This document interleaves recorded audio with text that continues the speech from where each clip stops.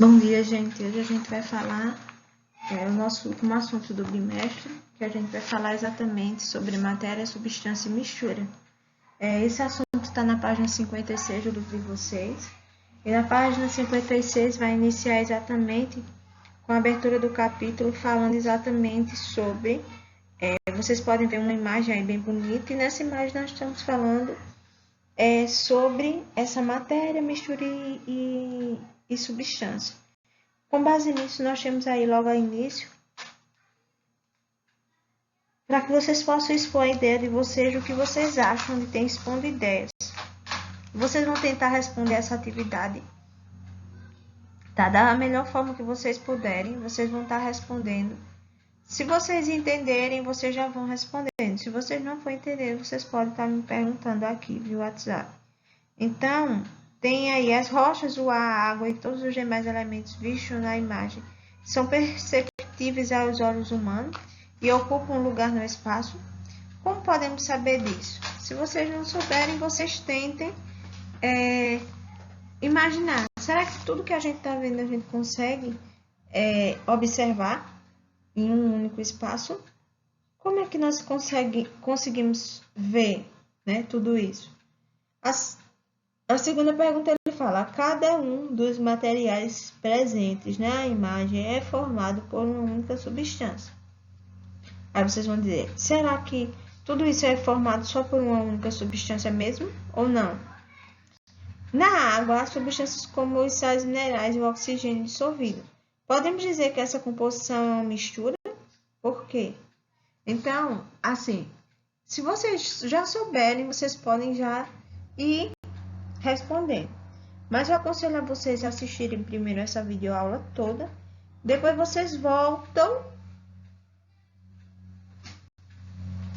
e com base no que vocês aprenderam na aula, é que vocês vão estar respondendo o livro de vocês, tá? Então, eu vou começar a falar para vocês o que é matéria, tá? Então, cada uma dessas coisas vai ser explicada, depois vocês pegam o livro e vai dando uma lida e respondendo, tá? Então, a primeira coisa é a gente saber como é formada a matéria. O termo matéria ele se refere a todos os materiais ou coisas que compõem o universo. Então, nós temos a forma de falar: matéria é tudo que ocupa um lugar no planeta, no universo. E é verdade. Uma caneta simples, um lápis, uma borracha, uma sandália no chão ocupa um lugar no espaço. Então, isso é considerado uma matéria, tá? Outra coisa que vocês têm que lembrar: se tudo que nós temos ao nosso redor, tudo que vocês estão vendo ao redor, é composto de matéria, vocês têm que lembrar que a matéria é formada por duas ou mais partículas minúsculas, e essas partículas minúsculas, elas são chamadas de átomo, tá? São chamadas de átomo. Então, vocês conseguem ver aqui, ó, o modelo de um átomo, certo? Onde ele vai ter eles vão ter essas moléculas aí. Aqui vocês estão vendo, cada pontinho desse aqui é exatamente uma partícula.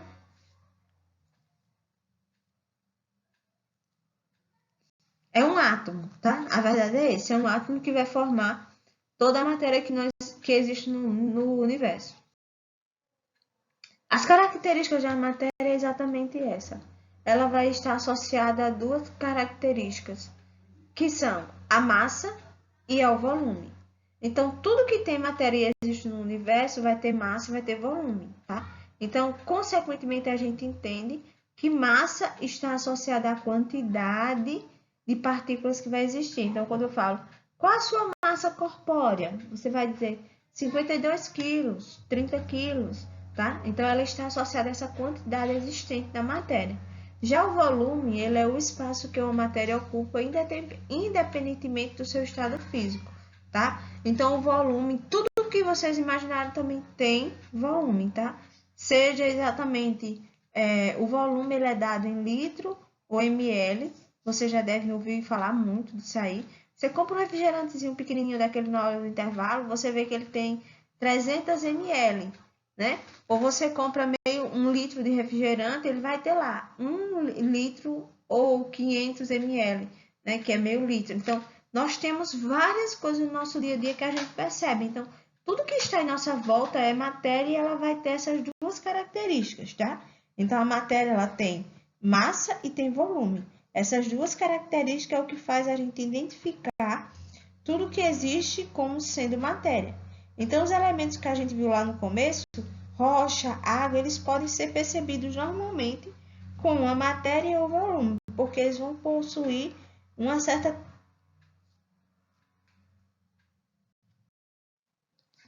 além disso, nós temos aqui também algumas outras propriedades que são tidas como específicas da matéria.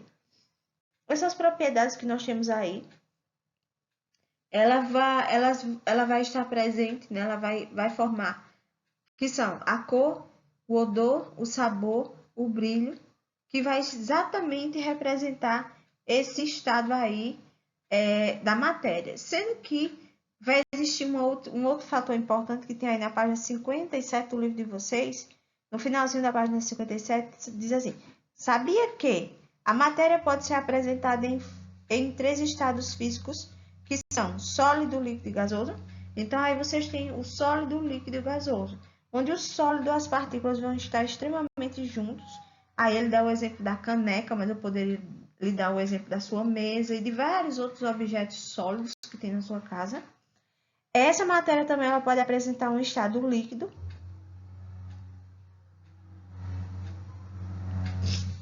No caso do suco que nós tomamos, a água que nós tomamos, o leite que nós tomamos, o chocolate que vocês tomam, o danone que vocês tomam, é exatamente uma substância líquida.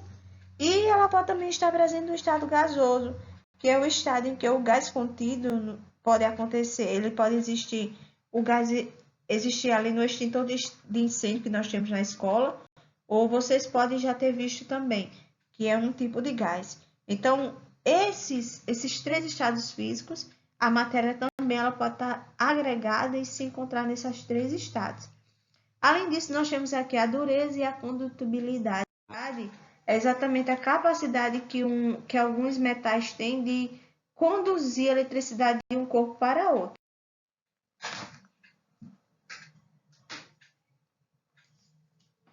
Além disso, nós temos aí outras propriedades gerais da matéria, que está aí na página 58 do livro de vocês.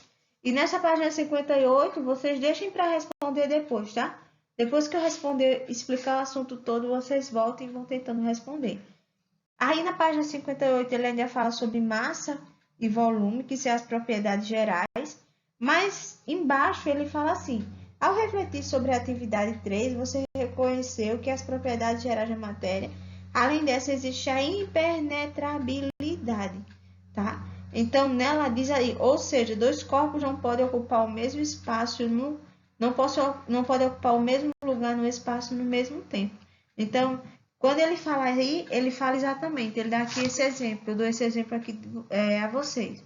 Vocês estão vendo um grãozinho e um outro objeto. Esses dois objetos não podem ocupar o mesmo lugar naquele mesmo instante, tá? Porque se acontecer isso, vai acontecer essa propriedade que vocês estão vendo aí, que é a impenetrabilidade. Além disso, nós vamos ter outras propriedades que estão relacionadas com a impenetrabilidade, que também estão relacionadas com o volume. Além disso, nós temos a extensão da matéria, a inércia da matéria e a compressibilidade. Essa compressibilidade é importante a gente entender ela por dois motivos, tá? Vocês têm aí essa compressibilidade, que é a capacidade que nós temos, às vezes, de reduzir o volume de um objeto.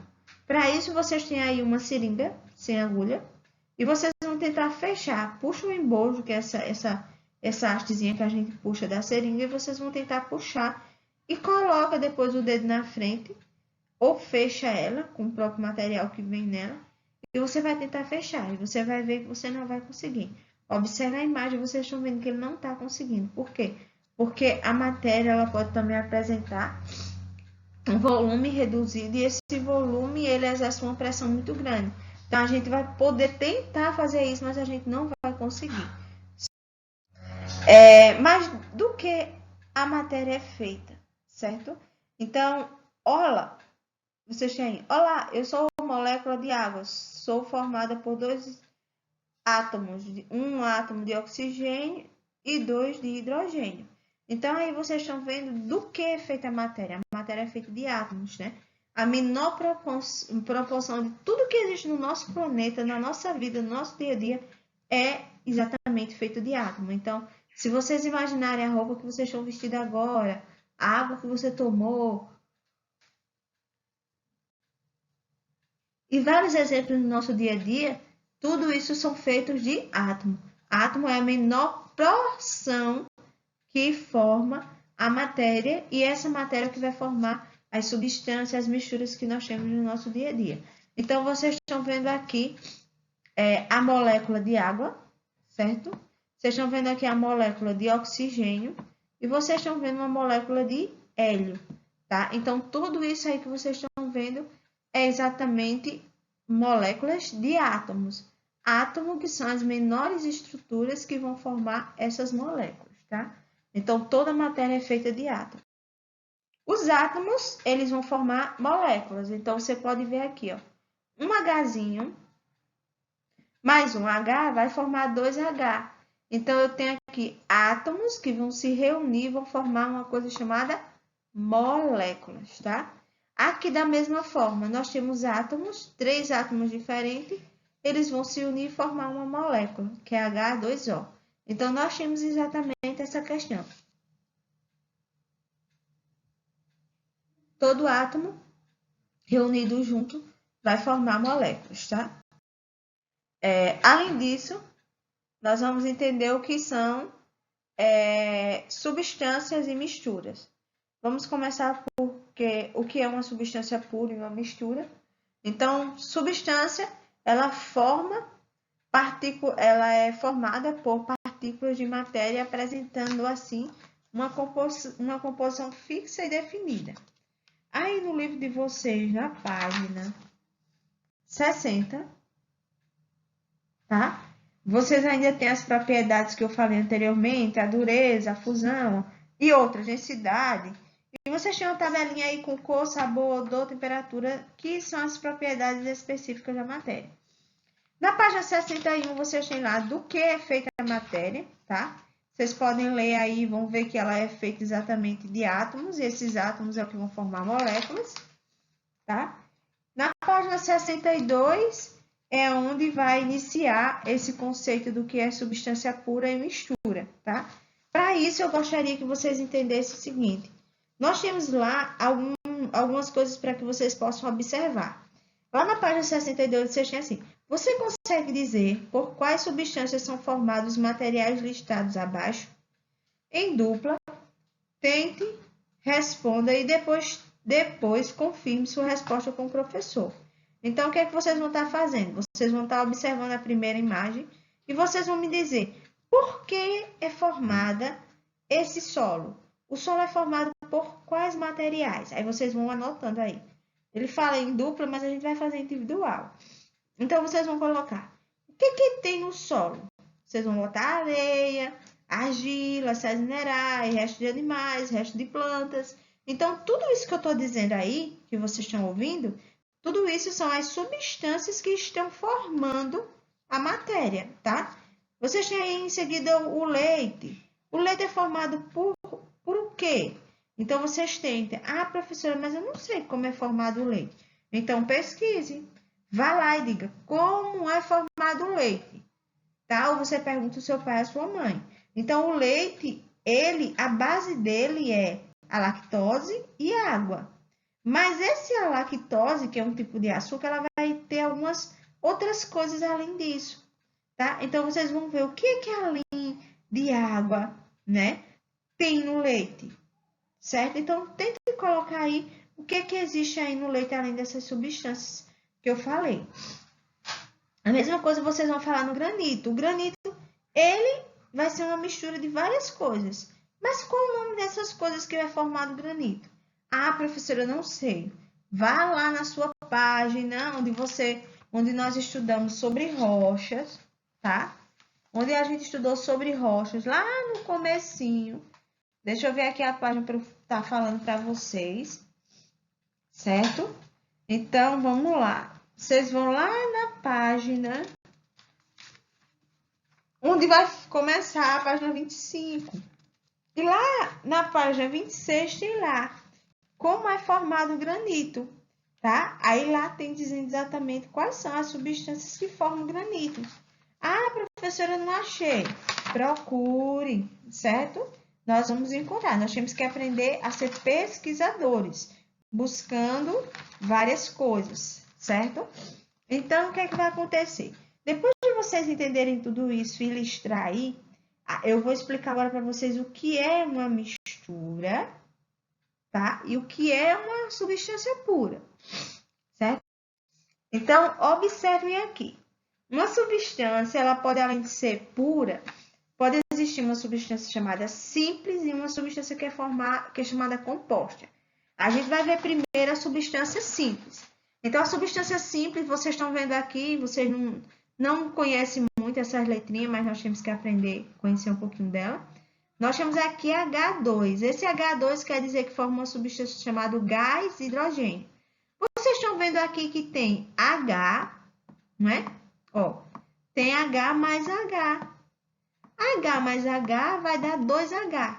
Então, isso aí quer dizer que tem mais de um material aí? Não, só tem um, que é o hidrogênio. Então, quando só tem um composto, um elemento só, um elemento químico, a gente diz que essa substância é simples, porque ela é formada por um único átomo. Vocês têm aí embaixo gás oxigênio. Então, vocês estão vendo oxigênio com oxigênio, vai formar 2 oxigênio.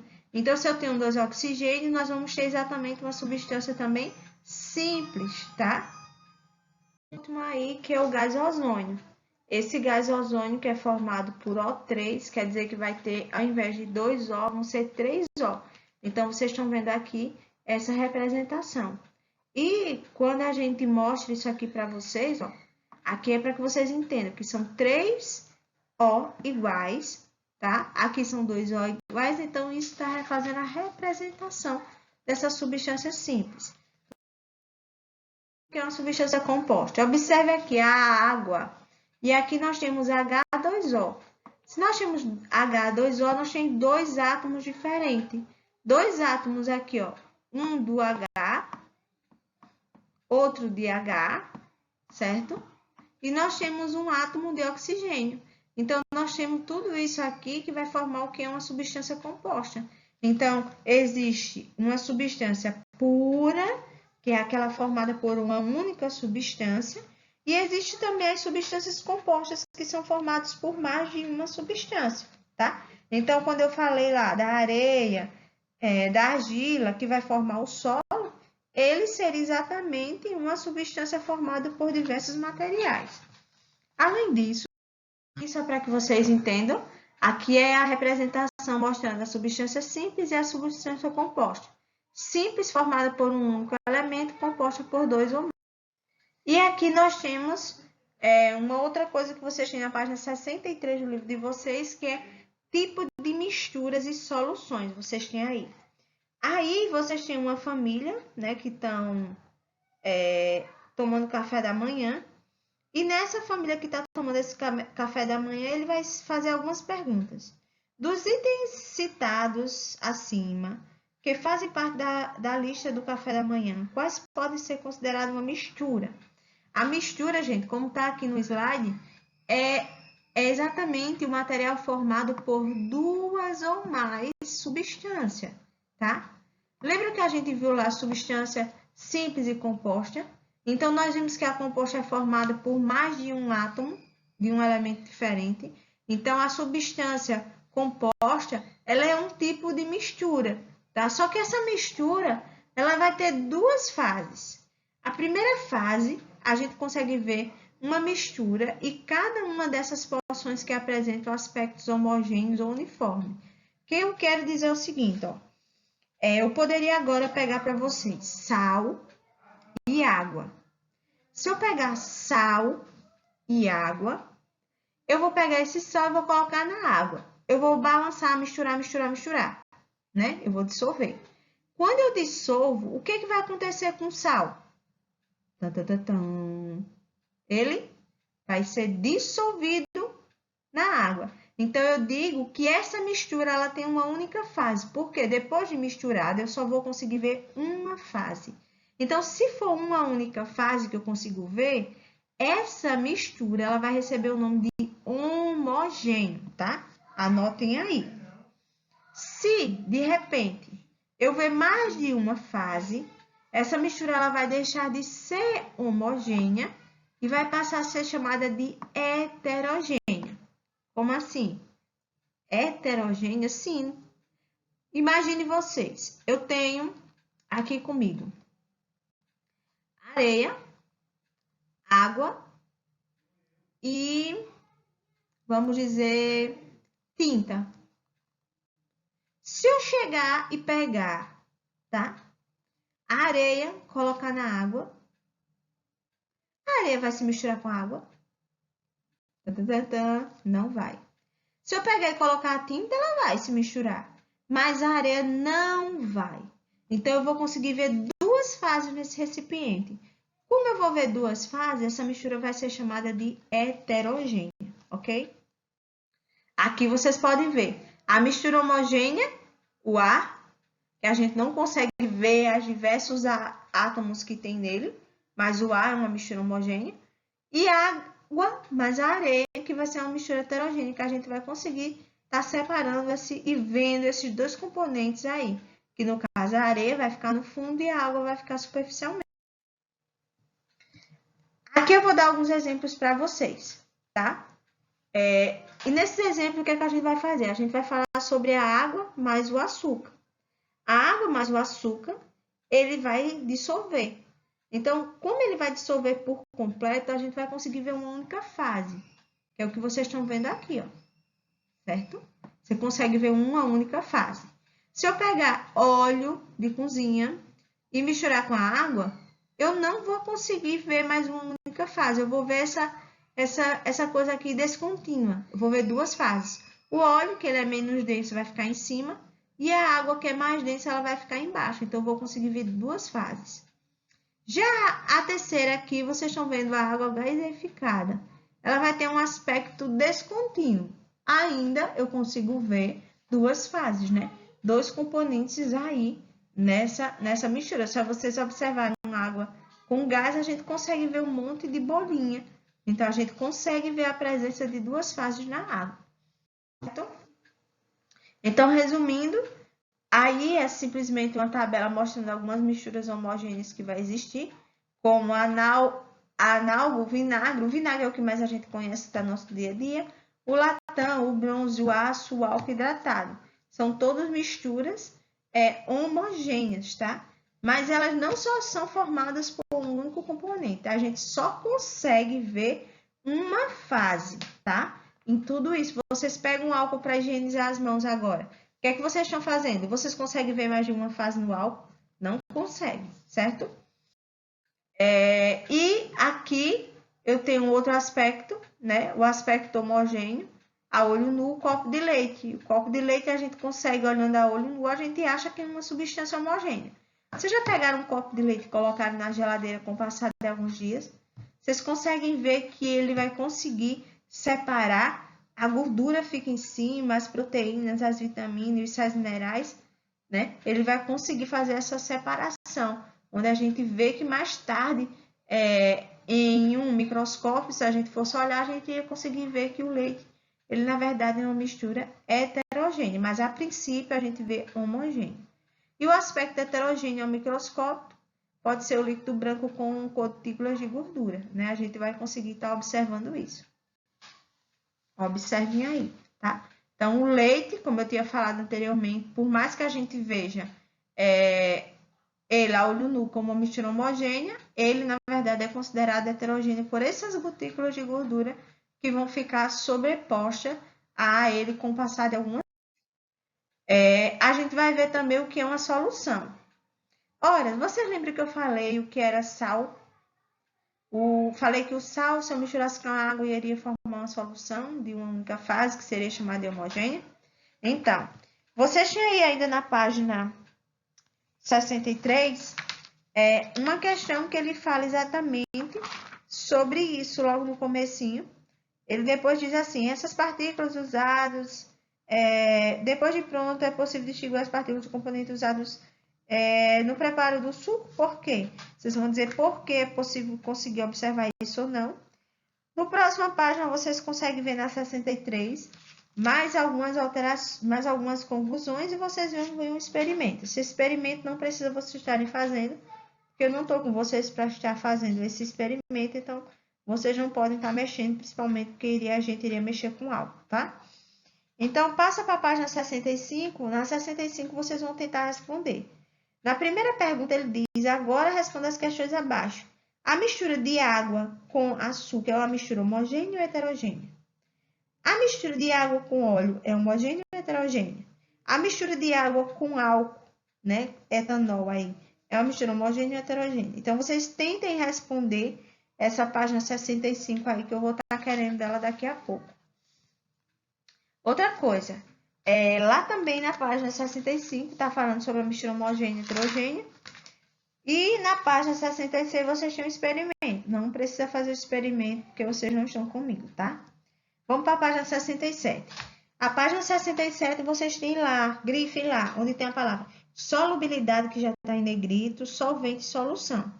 É o que eu tenho aqui agora que eu vou explicar para vocês novamente, tá? Então, para entender o que é uma solução, a gente tem que lembrar da mistura homogênea e heterogênea. E saber que a solução ela é formada por dois componentes, certo? Quem são esses dois componentes? O solvente, que a grande maioria das vezes, esse solvente ele vai ser a substância que vai conseguir dissolver as outras, tá? Então, a água ela é considerada o solvente universal, porque ela vai conseguir dissolver uma grande quantidade de substâncias. E o soluto, este é o componente que se apresenta em menor quantidade.